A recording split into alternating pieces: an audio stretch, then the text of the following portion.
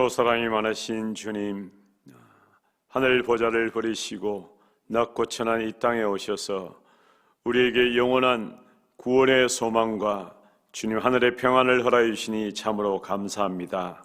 아버지 하나님, 시대가 악하고 참으로 삭막해져가고 너무나 힘든 이 시기에 우리가 예수 그리스도의 그 사랑을 다시 한번 기억하게 해 주옵시고, 성탄을 준비하며 기대하며 우리 안에 그 하늘의 소망을 가지며 나아갈 수 있도록 인도하여 주시옵소서.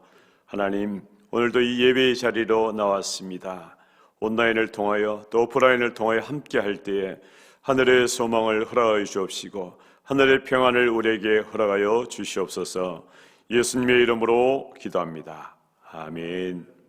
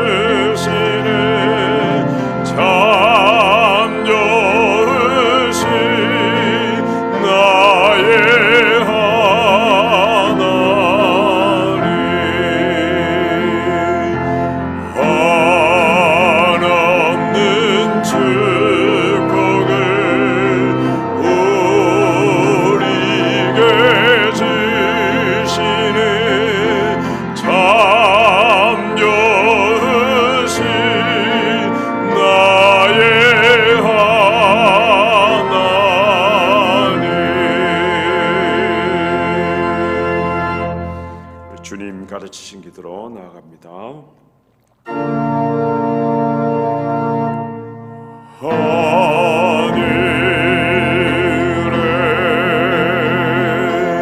계신 아버지,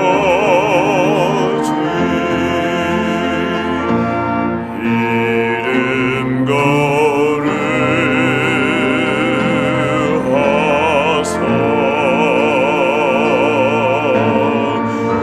주님 나라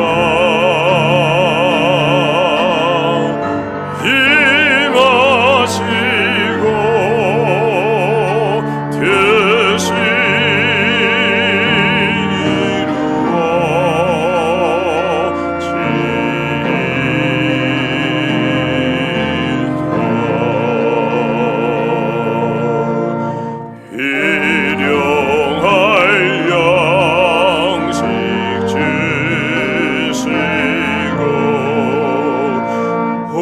우리들의 근죄 다 용서하시고 또 시험에 들게 마시고 악에서 구원하소서. 되게 주의 나라 주의 권세 주의 영광 영원히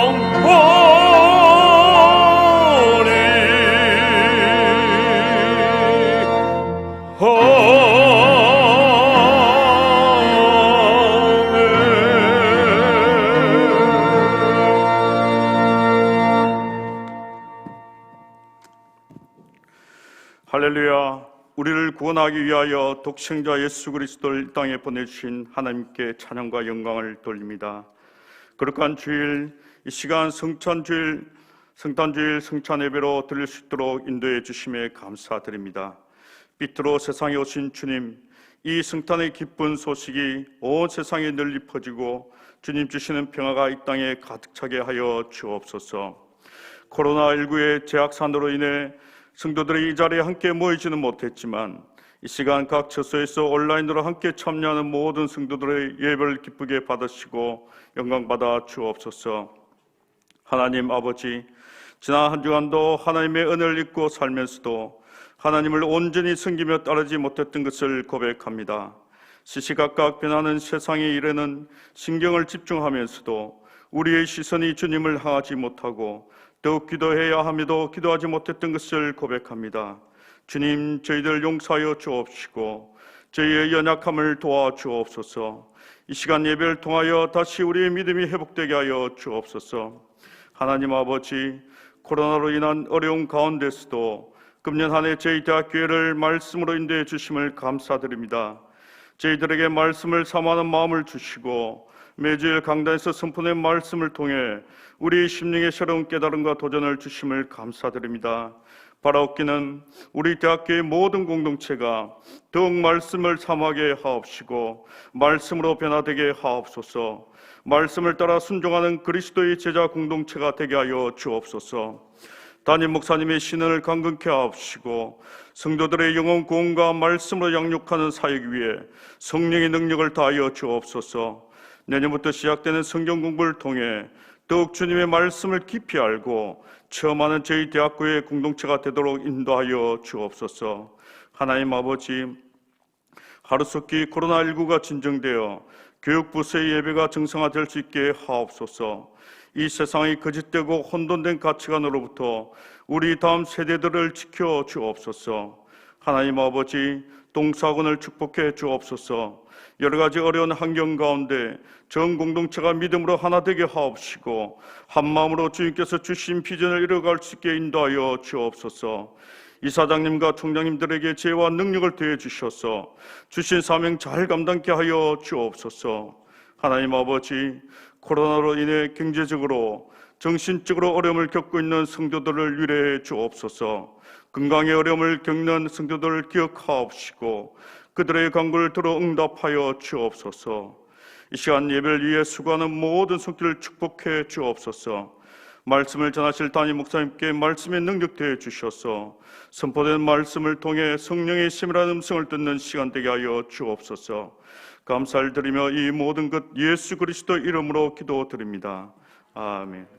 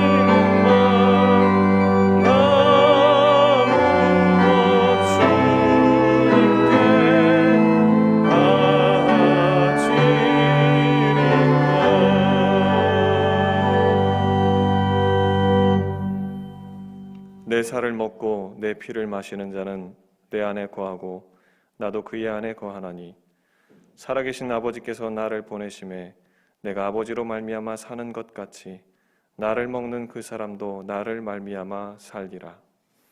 살아계신 하나님 아버지, 부족하고 연약한 우리에게 아들 예수 그리스도를 보내주시니 감사드립니다. 철이 없어 자기만을 위해 살아가는 어린아이 같은 우리에게 자신을 죽기까지 내어주신 예수 그리스도의 삶과 죽음을 생각합니다. 이 시간 우리가 예수 그리스도의 살과 피를 먹고 마실 때 우리를 향한 하나님의 사랑을 깨닫게 하여 주시옵소서. 그리하여 내가 주 안에, 주님이 내 안에 온전히 거하여 주님과 하나 되게 하옵소서. 참 생명과 사랑이 되시는 우리 주 예수 그리스도 이름으로 기도하옵나이다. 아멘.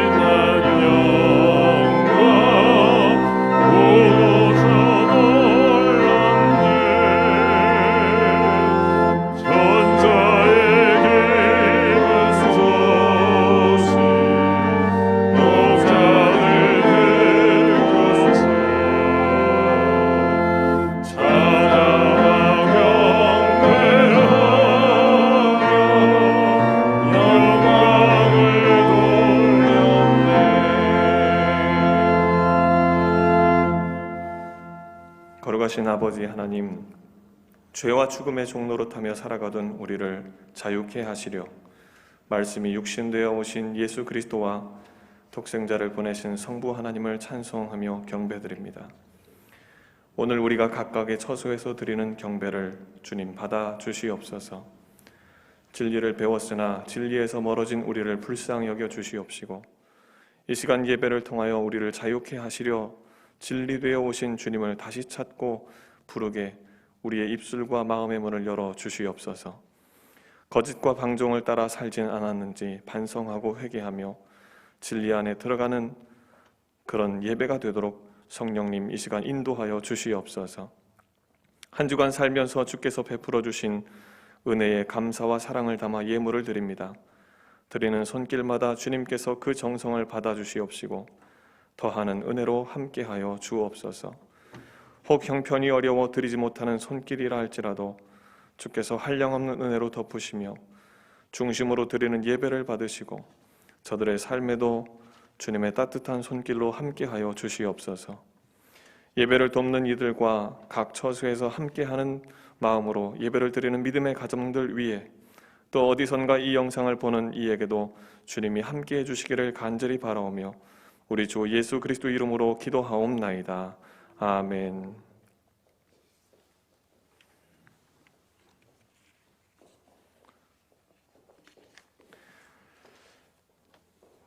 교회 소식을 전해드리겠습니다. 정부의 방역 조치에 따라서 우리가 예배를 20명으로 본당에서 제한해서 드리고 있습니다. 또 각 가정에서 예배 드리시는 분들은 그 가정에서 신실한 마음으로 예배를 함께 해주시면 감사하겠습니다. 성탄 감사 예배는 12월 25일 금요일 오전 50분에 대예배실에서 진행을 하겠습니다. 역시 방역 지침을 따라서 그렇게 진행이 되겠습니다. 성탄 감사 예배 때에는 우리가 주님 오심을 기뻐하고 그리고 온 마음 다해서 정성을 다해서 감사하는 그런 성탄절이 되시기를 간절히 바라겠습니다. 송구영신 예배 그리고 2021년도 전도회 총회 관련해서는 사회적 거리두기 단계 조정 추이를 보면서 일정을 알려드리도록 그렇게 하겠습니다. 그 외 자세한 내용은 주보를 참조해 주시고요. 오늘 특별히 우리 박성미 권사님의 장녀 되시는 우리 정하람 자매가 결혼 소식을 전하러 우리 교회에 방문했습니다. 우리 정하람 자매 그리고 이건호 군 잠깐 오셨는데 우리 권사님도 같이 한번 일어나시면 우리 축하하고 또 격려하고 그렇게 하도록 하겠습니다. 예, 박수하겠습니다. 12월 26일 토요일 오후 1시 반에 대전에서 결혼식을 올리게 되겠습니다. 위에서 기도해 주시고 축하해 주시면 감사하겠습니다. 하나님의 말씀은 창세기 3장 14절 15절 그리고 마태복음 1장 18절에서 25절 두 군데를 함께 보도록 하겠습니다.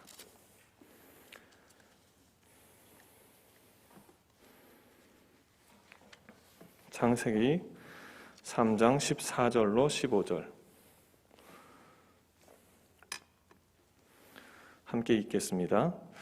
여호와 하나님이 뱀에게 이르시되 내가 이렇게 하였으니 내가 그 모든 가축과 들의 모든 짐승보다 더욱 저주를 받아 배로 다니고 살아있는 동안 흙을 먹을지니라. 내가 너로 여자와 원수가 되게 하고 내 후손도 여자의 후손과 원수가 되게 하리니 여자의 후손은 내 머리를 상하게 할 것이요 너는 그의 발꿈치를 상하게 할 것이니라 하시고. 마태복음 1장입니다. 18절로 25절의 말씀 함께 봉독하겠습니다. 예수 그리스도의 나심은 이러하니라. 그의 어머니 마리아가 요셉과 약혼하고 동거하기 전에 성령으로 잉태된 것이 나타났더니 그의 남편 요셉은 의로운 사람이라. 그를 드러내지 아니하고 가만히 끊고자 하여 이 일을 생각할 때에 주의 사자가 현몽하여 이르되 다윗의 자손 요셉아 네 아내 마리아 데려오기를 무서워하지 말라. 그에게 잉태된 자는 성령으로 된 것이라. 아들을 낳으리니 이름을 예수라 하라. 이는 그가 자기 백성을 그들의 죄에서 구원할 자이심이라 하니라. 이 모든 일이 된 것은 주께서 선지자로 하신 말씀을 이루려 하심이니 이르시되 보라 처녀가 잉태하여 아들을 낳을 것이요 그의 이름은 임마누엘이라 하리라 하셨으니 이를 번역한즉 하나님이 우리와 함께 계시다 함이라. 요셉이 잠에서 깨어 일어나 주의 사자의 분부대로 행하여 그의 아내를 데려왔으나 아들을 낳기까지 동침하지 아니하더니 나음의 이름을 예수라 하니라. 아멘.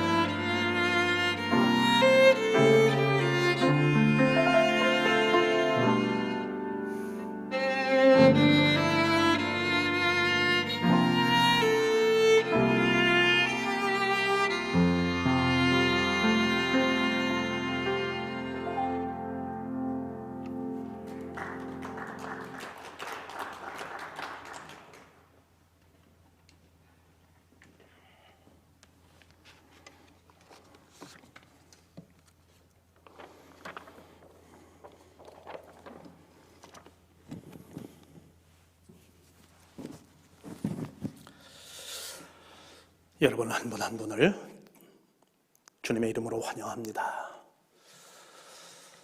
여느 때 같으면 사실 온 가족들이 모여서 정말 성탄을 기뻐하고 그리고 각 부서별로 찬양을 준비하고 여러 가지 그런 참 특별 활동을 통해서 성도의 교제도 나누고 그러면서 기쁨도 나누고 그러면서 서로 격려하면서 축복하고 정말 온 세상에 평화의 프린스로 오신 우리 주님을 환영하고 선포하는 그런 이제 날이 되어야 되는데 참 한 번도 경험하지 못한 그런 이제 성탄 주일을 여러분도 그리고 저도 경험하고 있는 것 같습니다.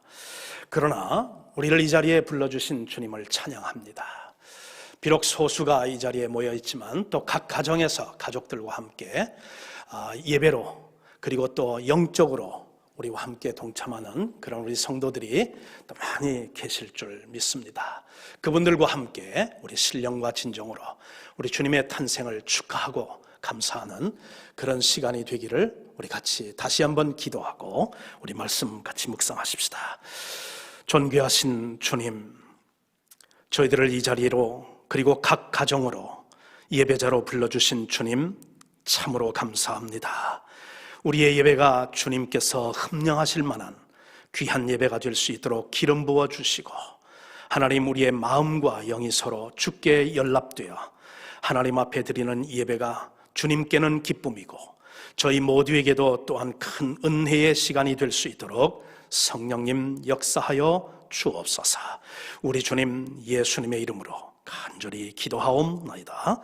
아멘. 여러분, 우리가 숲을 볼 수 있는 그런 방법이 두 가지가 있다고들 그렇게 얘기들 하지 않습니까? 그렇죠? 자, 하나는 우리가 숲이 있다면 그러면 거기에 들어가서 풀 한 폭이 정말 꽃 한 송이 나무 한 그릇을 세밀하게 살피면서 그 숲을 우리가 볼 수 있는 한 방법이 있을 겁니다. 또 하나는 우리가 멀리 떨어져서 그 숲을 이렇게 조망하면서 그러면서 숲의 그 크기라든지 웅장함이라든지 울창함을 우리가 또 볼 수 있는 그런 또 기회가 또 한 가지 방법일 것입니다. 여러분, 예수님의 이 탄생 그 사건, 예수님이 이 땅에 참 메시아로 구세주로 그 이름을 예수라 하라. 이는 자기 백성들의 죄를 구원하여 주시기 위함이다 라고 하는 그 이 탄생 스토리 말입니다. 예수님의 이 땅에 오신 이 엄청난 은혜와 축복의 이 사건 말입니다. 오늘은 좀 멀리서 이렇게 해서 예수님의 어떤 탄생이라는 그 사건 거기에 물론 우리가 집중은 하겠습니다마는 좀 먼 발치에서 이것이 어떻게 계획이 되었고 어떤 과정을 통해서 우리에게 정말 기쁜 소식으로 그것도 그냥 보통 그런 기쁜 소식이 아니라 온 백성에게 미칠 큰 기쁨의 좋은 소식으로 다가오게 되었는지 하는 것을 그렇게 한번 조망해보는 그런 시간을 가지려고 합니다. 여러분, 네덜란드에 유명한 그런 이제 개혁신학자 중에 헤르만 바빙크라고 하는 사람이 있는데 이분이 구약 성경에 예수 그리스도의 어떤 그런 관련된 예언이 456회나 기록이 되어 있다고 연구 결과를 발표했습니다. 자, 구약 성경에만 예수님이 이 땅에 오실 것을 456회에 걸쳐서 이제 예언이 되어 있다고 하는데 그걸 조금 이렇게 브레이크다운을 좀 해보게 된다고 하면 모세오경의 75회, 선지서의 243회, 그리고 나머지 성경책들의 138회가 예언이 되고 있다고 이 학자는 조사해서 발표를 했습니다. 자, 이런 맥락에서 우리가 본다고 하면 예수님의 이 탄생 스토리는 사람으로부터 시작된 것도 아니고 베들레헴으로부터 이제 시작된 것이 아니라 이 탄생 스토리는 하나님으로부터 시작되고 있음을 우리는 알게 됩니다.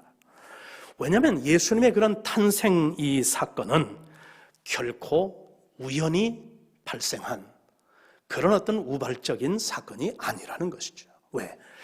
벌써 오래 전서부터 예언이 되어 있고 그런데 사람들을 통해서 예언되기 이전에 하나님께서 직접 당신의 육성으로 예수가 이 세상에 올 것이라는 것을 하나님께서 직접 예언을 해 주시고 있기 때문에 그렇다는 것입니다.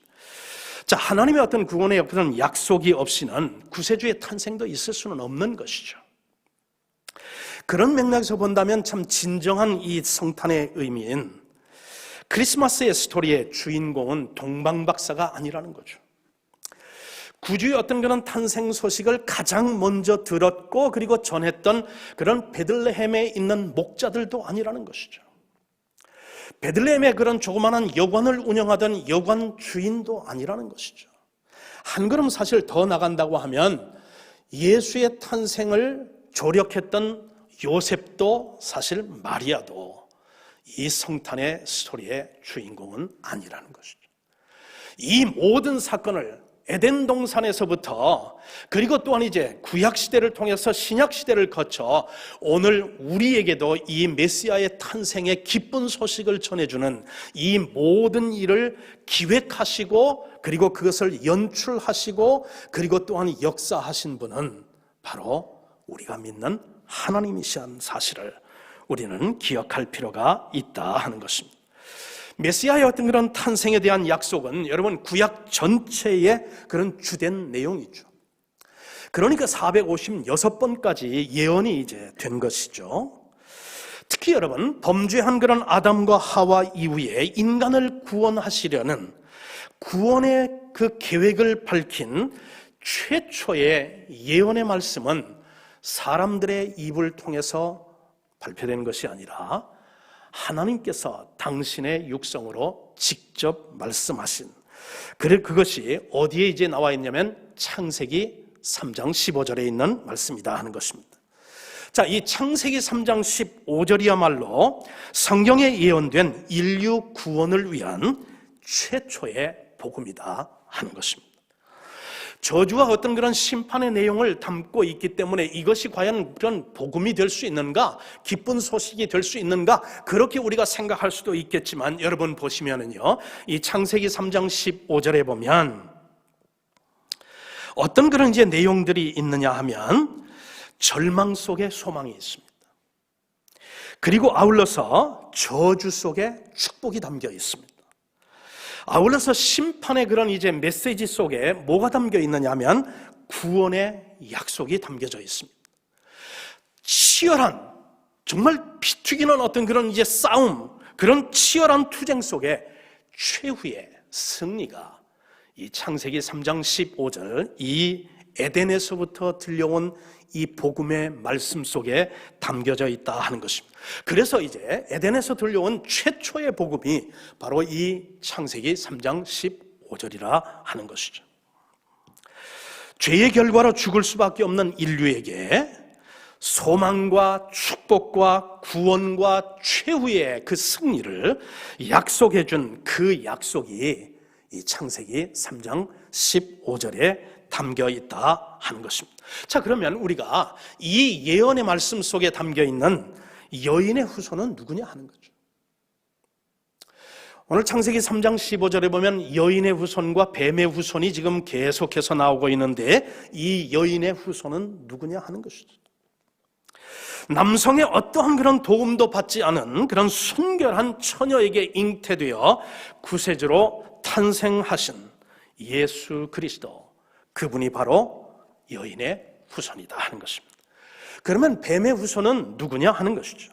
하나님의 그런 구원 계획을 좌초시키려고 그리고 대적하지만 그러나 종국에는 하나님의 심판을 받고 멸망당할 수 있는 그런 이제 사탄과 그를 추종하는 세력들, 그들이 바로 뱀의 후손이 되겠다 하는 것입니다. 여러분, 이 예언의 그런 핵심은 어디에 있느냐면 이 두 후손은 항상 적대적인 그런 관계에 놓여 있고 이 적대적인 그런 관계 속에서 끝없는 투쟁을 지금 2000년 넘게 6000년 넘게 그렇게 지금 투쟁을 벌여오고 있는 것인데 주님 오시는 그날까지 이 투쟁은 계속 이어질 것이다 하는 것입니다. 이 치열한 투쟁에서 뱀의 후손인 그런 사단은 여자의 후손인 예수 그리스도에게 상당한 그런 상해를 끼칠 것을 하나님은 예언을 해 주셨습니다. 그 결과로 말미암아 뱀의 후손이 예수 그리스도의 발꿈치를 물게 된다고 하는 이야기입니다. 그런데 여러분, 뱀이 발꿈치를 문다 해도 이것은 치명적인 어떤 상해는 아니었습니다. 이 투쟁의 어떤 그런 상황은 즉시 이제 역전이 될 것인데, 결정적인 그런 순간에 여자의 후손은 뱀의 머리를 짓밟아 버릴 것이라고 우리 하나님께서 직접 말씀하고 있습니다. 여러분, 뱀의 머리를 짓밟아 버리면 어떻게 되겠습니까? 그것은 그 뱀에게는 결정적이고 그리고 치명적인 상해가 되어서 이제 죽어버리고 말 것을 하나님께서는 에덴에서부터 이제 예언을 해주신다는 것입니다. 이것을 최초의 복음이라 칭하는 이유는 뭐냐면 이 투쟁의 결과 때문이죠. 이 예언 속에서 분명히 드러난 그런 이제 결과는 인류를 구원하시려는 하나님의 계획을 대적하는 사탄의 그런 노력은 영원히 실패로 돌아갈 것이라고 하는 그 이야기와 함께, 반면에 예수 그리스도를 이 땅에 보내시어 모든 죄인을 구원하시려는 하나님의 이 구원의 계획은 한치의 오차도 없이 그대로 완성될 것을 하나님께서 우리에게 본문을 통해서 말씀하여 주기 때문에 그렇다 하는 것입니다. 자, 그래서 우리는 이 창세기 3장 15절을 가르쳐서 에덴에서 들려온 복음이라고 그렇게 이제 말씀을 하는 거죠. 여러분, 차제에 우리가 이 복음 속에서 우리 두 가지 질문을 한번 해볼 필요가 있습니다. 두 가지 질문은 무엇이냐면, 첫째는 사단이 언제 예수 그리스도의 발꿈치를 물었느냐 하는 것이에요. 자, 언제 예수 그리스도의 발꿈치를 물었느냐 하는 것입니다. 예수님이 유대인들에게 배반을 당해 십자가에 못 박혀 처형을 당하시고 그리고 죽으실 때 사단은 예수 그리스도의 발꿈치를 물었다 하는 것입니다. 이 일로 예수님은 죽음을 경험하셨고 모든 죄인들이 가는 그 길을 우리 주님께서도 친히 가시게 되었다 하는 것입니다.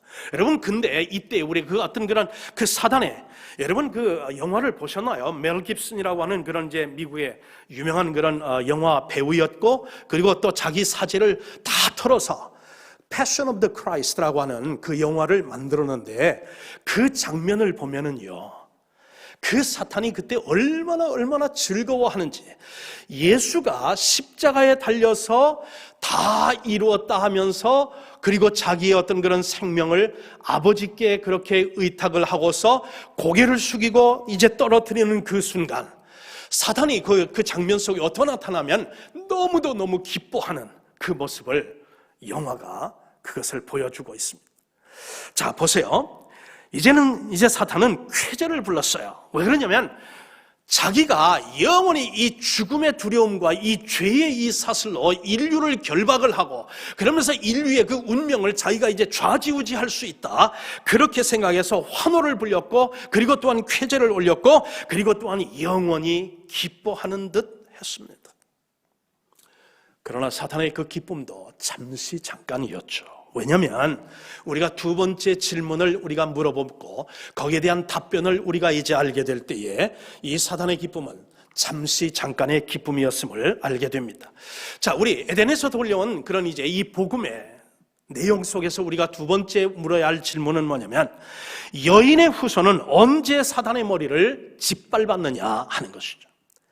언제 사단은 치명상을 입었느냐 하는 것이에요. 거기에 대한 성경의 답변은 예수님이 죄와 사망의 권세를 이기시고 육체적으로 부활하신 그때에 바로 예수님께서 친히 이 뱀의 머리를 짓밟는 그런 이제 사건이 발생했는데, 여러분, 이 예수 그리스도의 이 부활이라는 이 사건이야말로 사단에 대한 하나님의 최대의 공격이었고, 하나님께서 사단에게까지도 숨겨놓았던 비밀 병기였고, 그리고 예수님께서 참으로 이제 이 땅에 부활하신 그 사건이야말로 하나님께서 인류를 구원하시기 위해 동원하신 전력 자산이었다 하는 사실입니다. 여러분, 이 일로 말미암아, 이 예수 그리스도의 그런 부활의 사건으로 말미암아 인류를 조종하고 조절하고 그리고 자기 마음대로 그렇게 다스리려고 했던 사단의 계획에 큰 차질이 빚어지게 된 것이 바로 무엇이냐면 예수 그리스도의 부활 사건이다 하는 것입니다. 이 사건으로 말미암아 사단은 결정적인 그런 이제 패배를 맛보게 되었죠. 그리고 이 부활의 사건으로 말미암아 여러분과 저는 사망아 너의 쏘는 것이 과연 어디에 있느냐라고 우리는 담대히 사망을 향해서 외칠 수 있는 그런 용기와 담대함과 그리고 또한 소망을 갖게 된 것이다 하는 것입니다. 성경은 이 부활로 말미암아 이 사단을 뭐라고 이제 표현을 하느냐 하면 패퇴된 원수라 그렇게 했고 영어로는 defeated enemy라고 그렇게 이제 표기를 하고 있습니다. 예수 그리스도의 그런 부활로 치명상을 입은 사단은 예수님의 재림 시에 완전히 멸망당할 것이라고 하는 것이 고린도전서 15장 26절에 이렇게 예언이 되어 있는데 맨 나중에 멸망받을 원수는 사망이니라 라고 증언하여 주고 있습니다. 자, 이제는 우리 장면을 좀 바꾸어서 말입니다. 한번 우리가 조금 더 가까이 와서 우리 숲을 한번 보시고 예수님의 그런 어떤 탄생 사건을 한번 하나씩 조명을 해 보십시다. 자, 예수님의 그런 탄생 사건을 통해서 우리가 질문해야 할 세 가지 질문이 있습니다. 자, 그리고 이 질문을 우리가 묵상하면서 예수님의 탄생은 이게 우연한 사건이 아니라 계획되었고 때가 되매 이제 카이로스의 그 때가 되매 하나님의 연출과 그 각본에 따라서 하나씩 한치의 오차도 없이 지금 진행되는 그 사건이구나 하는 것을 우리가 깨닫게 되는데, 우리가 이 예수님의 탄생 사건을 통해서 또 한 번 이제 조명을 해봐야 되는 세 가지 질문은 뭐냐면, 메시아가 어디서 탄생했느냐, 성경은 예언하고 있느냐 하는 것이죠.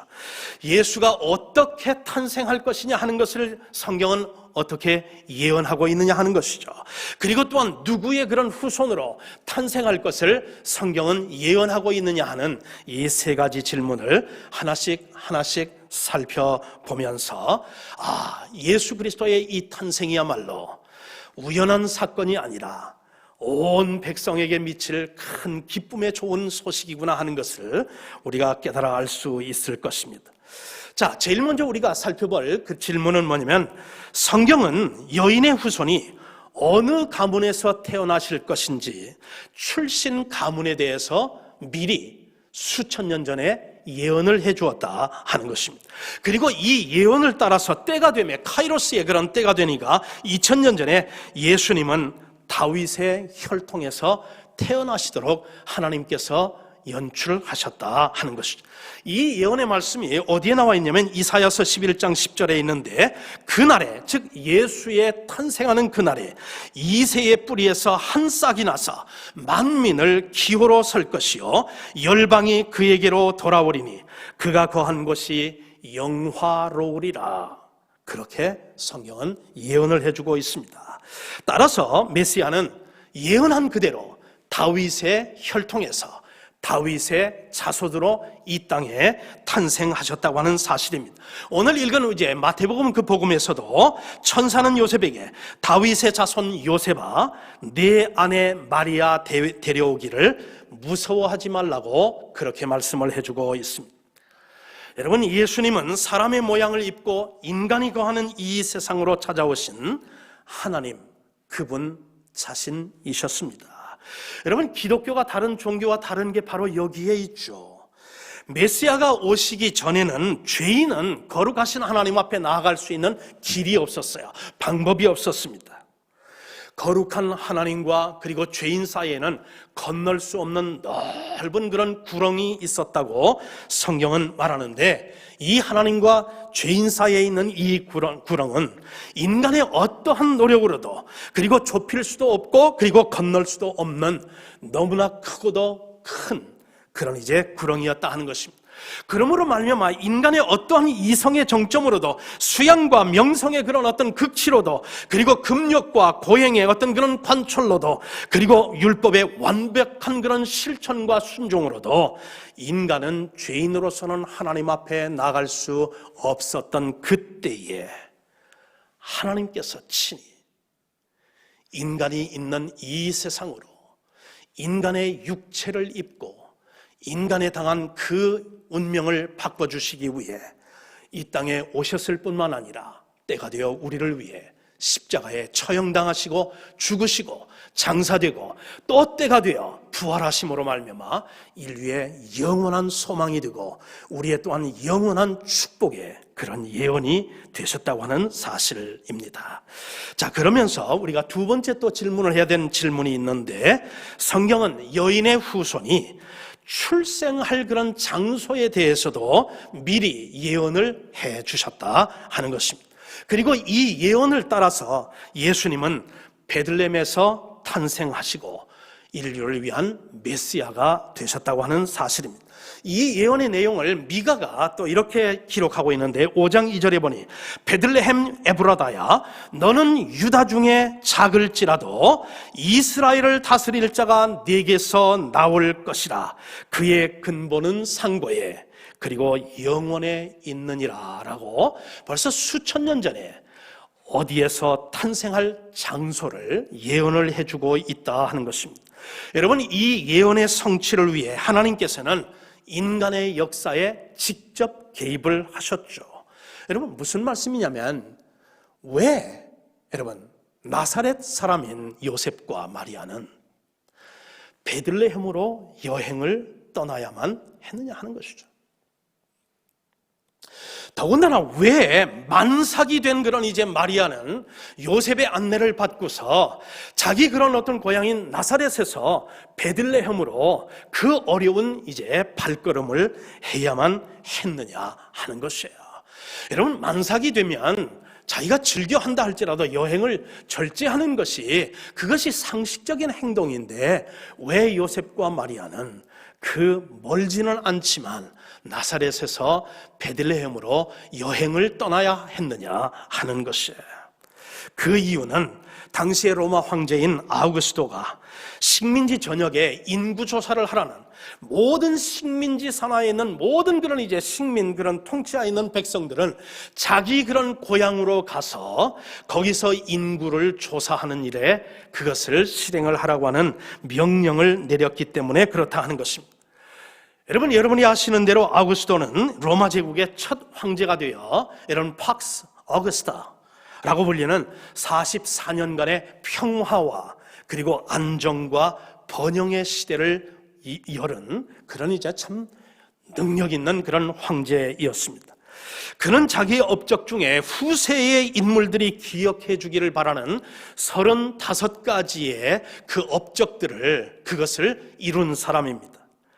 그리고 그것들 하나하나를 우선순위를 세웠는데 여러분 식민 통치 안에 있는 모든 그런 이제 사람들이 자기 고향으로 돌아가 인구 조사를 하게 한 이 일은 이 로마의 첫 황제인 아우구스토가 35가지의 업적 중에 8번째의 우선순위를 놓았던 그런 이제 업적이었다 하는 것입니다. 한편 예수께서 탄생한 그 유대 땅, 즉 팔레스타인 땅은 당시에 누가 다스리고 있었습니까? 헤롯 대왕이 로마 황제의 그런 비호하에서 그 팔레스타인 땅을 이제 다스리고 있었습니다. 그런데 우리가 잘 알듯이 그는 잔인한 사람이었어요. 권력욕에 눈이 어두웠던 왕이었습니다. 그럼에도 불구하고 그는 유능하고 아주 정치적인 수완이 뛰어난 능력이 많은 그런 이제 왕으로서 재임 중에 예루살렘 성전을 지었던 그런 이제 왕이기도 하였다 하는 것입니다. 자, 이런 안목에서 볼 때에 예수님은 매우 세상적으로 유능하고도 강력한 그런 통치자들이 다스리던 때에 베들레헴에서 탄생하셨습니다. 이 열방의 그런 왕들이 자신들의 어떤 업적을 그런 내세우면서 자랑하고 싶어 하던 그때에 만왕의 왕이시고 만주의 주로 오신 예수님은 이름도 모르는 그런 베들레헴 조그마한 여관의 마굿간에서 낮고 천한 모습으로 탄생하셨다 하는 것입니다. 자, 그러나 여러분 생각해 보십시다. 헤롯이 지었던 예루살렘 성전 어떻게 되었습니까? 여러분, 돌 위에 돌 하나도 남지 않은 그런 이제 폐허로 지금은 찾아볼래야 찾아볼 수가 없는 그런 이제 없어진 그런 이제 성전이 되어버리고 말았지 않습니까? 여러분, 아우구스토라고 하는 이 로마의 참 능력 있는 그런 황제가 이룩한 35가지의 업적을 지금 기억하는 사람들은 그렇게 많지 않을 것이다 하는 것입니다. 그러나 낮고 천한 인간의 모습으로 이 세상에 오신 예수님, 그분은 이 세상에 오셔서 인자와 공의로 세계를 다스림으로 말미암아 예레미야 선지자가 예언한 말씀을 그대로 성취하신 분이시죠. 예레미야 33장 15절에 보니 이런 말씀이 있어요. 그날 그때에 내가 다윗에게서 한 공의로운 가지가 나게 하리니 그가 이 땅에 정의와 공의를 실행할 것이니라 라고 말이죠. 예수님은 낮고 천하게 이 땅에 오시긴 하셨어도 그는 살아계실 때나 지금 또한 이제 오시기를 위해 준비하시는 지금이나 공의와 정의로 이 세상을 다스리시고 그리고 이 세상의 모든 것 코로나19를 포함해서 모든 불의와 불순종과 이것들을 다스리고 새롭게 하실 날을 위하여 지금도 때를 보시며 기다리고 준비하시는 줄 믿습니다. 오늘 본문을 통해서 우리가 세 번째 질문해야 할 그 질문이 있는데, 성경은 여인의 후손에 오시는 이 메시아가 어떻게 탄생할 것인지 탄생 방법에 대해서도 또한 예언을 해주고 있다 하는 사실입니다. 이 예언을 따라 예수님은 동정녀에게서 태어나 메시아가 되셨습니다. 예언의 말씀을 이사야서 7장 14절이 이렇게 기록하죠. 보라, 처녀가 잉태하여 아들을 낳을 것이요 그의 이름을 임마누엘이라 하리라 라고 말입니다. 여러분, 남자를 알지 못하는 처녀 마리아에게서 예수님은 예언을 따라 탄생하셨습니다. 이것은 여러분 하나님만이 이루실 수 있는 기적이었죠. 당시 사실 요셉은 마리아와 정혼은 하였지만 그러나 아직 동침하지는 않은 그런 상태라고 마태복음 복음은 우리에게 수차례에 걸쳐서 우리에게 증언을 해주고 있습니다. 자, 그런데 마리아가 잉태를 한 것이에요. 이게 어찌 가능하냐 하는 것이죠. 이 사실에 대해서 과학은 이렇게 질문하죠. 어떻게 이런 일이 가능할 수 있느냐라고 묻고 있습니다. 그리고 과학적인 그런 결론을 이렇게 내고 있습니다. 동정녀 탄생은 과학적으로 증명할 수 없는 사실이기에 사실로 인정할 수 없다라고 말입니다. 그러나 동정녀 탄생의 비밀은 무엇입니까? 이 비밀은 사람이 이룬 일이 아니라 하나님께서 성령의 능력을 통해서 이루신 하나님의 놀라운 기적이었다고 그렇게 지금 성경은 증언하고 있습니다. 처녀 탄생을 못 믿는 사람들은 자신들을 질문을 잘못 설정하고 있는 것이죠. 여러분, 무엇이 그들이 질문하는 질문이냐면 동정녀 탄생이 과학적으로 가능한가라는 질문이 아니라 전능하신 하나님께 과연 불가능한 것이 있는가라는 질문을 해야 되겠죠. 여러분은 어떻게 생각하십니까? 여러분, 무소부재하시고 그리고 또한 아울러서 전지전능하신 우리 하나님, 그분에게 과연 불가능한 것이 있겠느냐 하는 것이, 그게 우리가 질문해야 할 질문이죠. 과학적으로, 의학적으로, 그리고 또한 생물학적으로 이게 지금 가능하냐, 그게 아니라 전지하시고 전능하신 하나님 앞에 불가능한 것이 있느냐, 이게 우리가 질문해야 할 질문이다 하는 것입니다. 이 질문에 대한 그런 답은 무엇입니까? 불가능한 것이 하나님께는 하나도 없다는 것, 그것이 답이 아닙니까? 여러분, 20세기 말 중국의 최고의 지성인에 자청하는 임어당의 그런 어떤 막역한 친구였던 오경뭉이라고 하는 사람은 이렇게 예수의 탄생을 고백을 했습니다. 한번 여러분 들어보십시오. 오경뭉이라고 하는 사람이 이제 고백을 하기를, 나는 동정녀 마리아의 팔에 안기신 아기 예수께 유교와 불교와 도교라는 황금과 유향과 몰약을 예물로 드리는 중국의 동방박사이기를 소원합니다 라고 말이죠. 여러분, 얼마나 멋있는 위대한 그런 고백입니까? 불교와 유교와 도교를 몽땅 다 해서 마리아의 품에 안겨 있는 예수에게 예물로 드리고 싶어 하는 중국의 동방박사를 자청하고 소원하는 그의 고백이 참 아름답고 위대한 고백이 아닙니까? 말씀을 마칩니다. 성탄의 계절을 맞아 여러분과 제가 발견해야 할 그런 진리들 가운데 최대의 진리는 무엇입니까? 우리 자신은 한때 죄인이었다는 사실을, 그리고 지금도 하나님의 용서를 통하지 않고는 하나님께 나아갈 수 없는 그런 이제 참 큰 죄인이라는 이 사실을 우리가 이 성탄 시즌에 다시 한번 재발견할 필요가 있다 하는 것입니다. 즉, 우리 한 사람 한 사람의 죄는 하나님 아들이 직접 인간의 몸을 입고 이 땅에 오시지 않으면 해결되지 않을 만큼 그렇게 심각한 죄였다고 하는 사실, 그것이 바로 우리들이 깨달아야 하는 그런 이제 진리인 줄 믿습니다. 그러므로 성도들은 성탄일을 앞두고 하나님의 그런 크신 은혜에 감사하며 기쁨으로 여인의 그런 후손인 예수님을 맞이해야 될 줄 믿습니다. 울려 퍼지는 어떤 그런 상업, 그런 어떤 캐롤 그 소리에 휩싸인다든지, 혹은 코로나 이 어떤 그런 유행병의 어떤 두려움 때문에 우리가 함몰된다든지 한다고 하면, 그래서 성탄의 진정한 그런 어떤 의미를 우리가 망각한다고 하면, 이는 우리에게도, 이 인류에게도 큰 불행이 아닐 수가 없습니다. 비록 우리는 기쁘다 구주 오셨네라고 찬송을 부르지만 자신이 죄인이라는 사실을 우리가 이제 모른다면, 그것을 또한 받아들이지 않는다면 예수님의 탄생은 우리에게는 기쁜 소식은 되지 못할 것이다 하는 것입니다.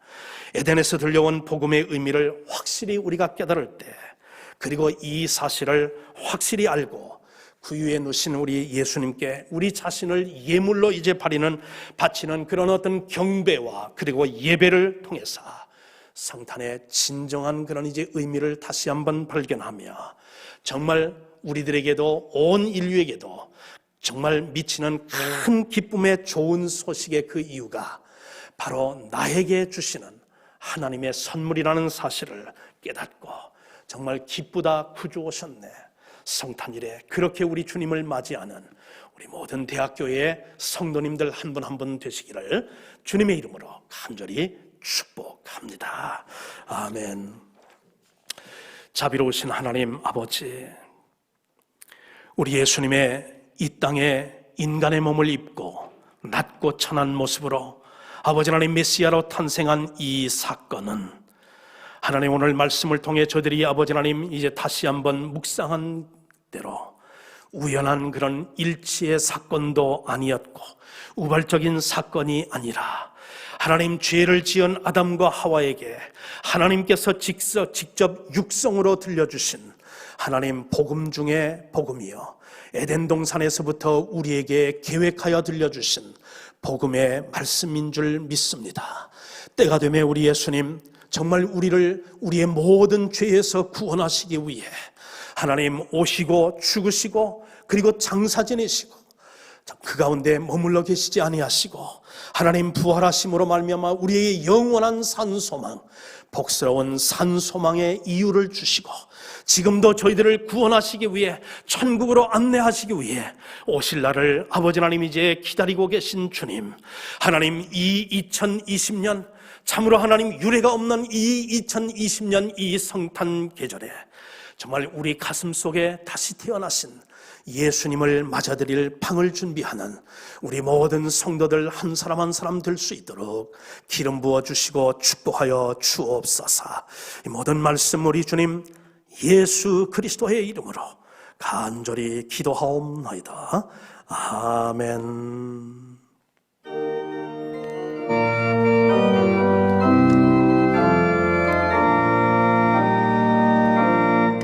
주 하나님 독생자의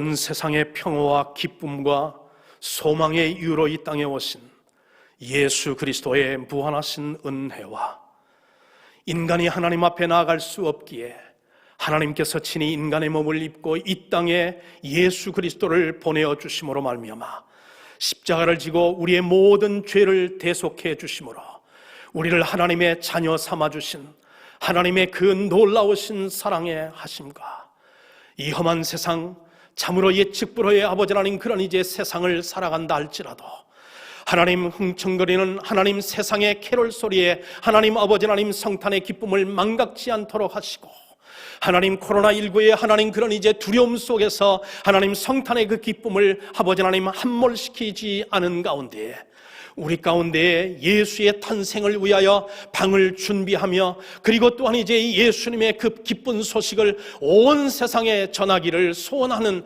저희 모든 그런 이제 성도들에게 임하시는 성령의 감화감동 새롭게 인도 축복하시는 그 은총의 역사가 성탄을 이제 예배하며 그리고 또 준비하며 이 성전을 떠나가는 사랑하는 모든 이제 교우들 위해 주 예수 그리스도의 이름으로 함께 하시기를 간절히 축원하옵나이다. 아멘.